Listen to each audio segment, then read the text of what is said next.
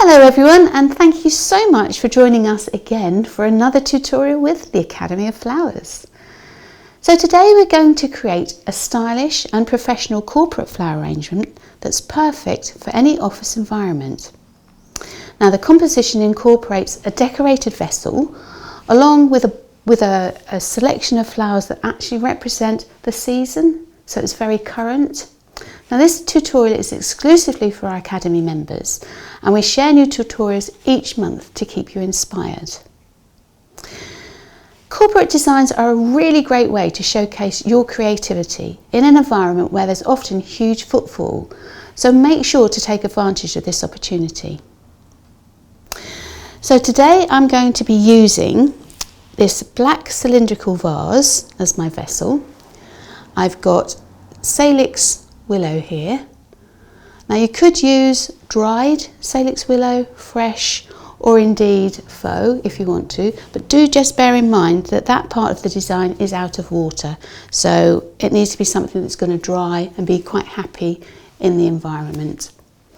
Then my flower content is these beautiful Eremurus. I love the movement that this causes, that this creates. And as you can see, the curvature of the stems along with the straight, very vertical stems of the salix give a really pleasing match. So let's get started.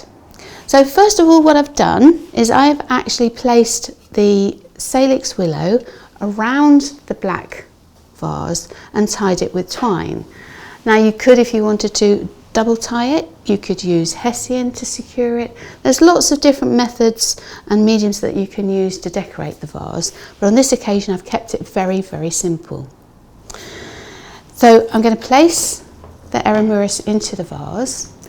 Now when working with corporate flowers, it's widely known that exotic flowers thrive really well in these settings. So they're low maintenance, they withstand warmer temperatures. So consider perhaps using heliconias, strelitzia, ananas, anthuriums and other exotics to complement this style of composition. I'm actually using the Eremurus and I'm going to place it in between the salix and inside. Now that's a really tall one. I have already filled the vase with water. Just gently tease those stems of salix apart so you can place the Eremurus into the vase. And what you can do as a little hack is, if the stems are rather too short to reach the base, as long as they're hitting the water, you can actually rest them on the salix to hold them into the position that you want them to be. You can use other materials, as I mentioned earlier, to decorate the vase: ribbon, bark, sisal, or foliage in a clear vase, depending on your brief. I mean, we've got a black vase here, so you don't have to worry about seeing the water and the stems inside. But if you're using a clear vase, it might be advantageous to actually completely cover the vase. So wrapping a big aspidistra leaf all the way around the base of the vase would work really well. Again, placing the Eremurus at a staggered position. Now I'm just going to gently turn that round so you can see how the design is starting to form. And you can see what a difference it makes placing the stems in at different angles, simply because your eye then picks out each individual flower. If you keep everything very close together and grouped, you only see the one bloom in effect. By spacing them out, you get to view every stem to its best advantage. Now Eremurus is phototropic, so although you've got a nice curve at the moment, they will bend towards the light. So that would mean when you place the design in its corporate environment, bear in mind if it's placed away from a window all of the stems will naturally bend towards that light. So ideally, make sure it's got light coming down onto the arrangement rather than to one side.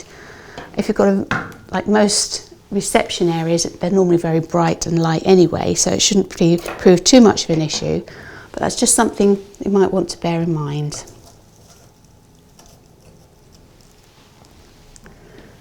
A nice long one at the top here.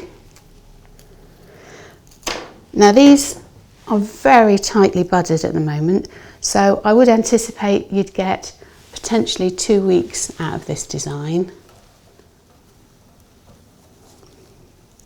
Ideally, because the flowers develop from the base up, if you can remove any of the spent blooms or faded blooms, that will actually encourage the rest of the blooms to develop.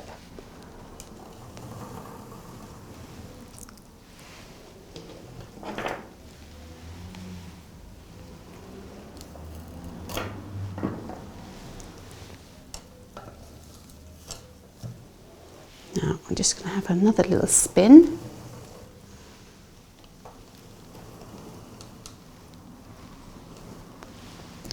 And one more to the side.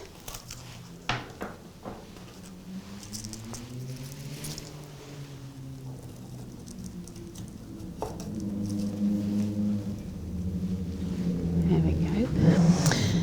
Now, when you create a corporate design, don't forget that you are representing the company's brand. So ensure that the design you create is actually appropriate for its environment and the ethos that the company present themselves. So thank you so much for joining us today for this tutorial. Very simple, effective design. I hope you've enjoyed watching and learnt some useful tips and guidance that you can use and employ in your own floral creations. Thanks again. We'll see you soon. Bye for now.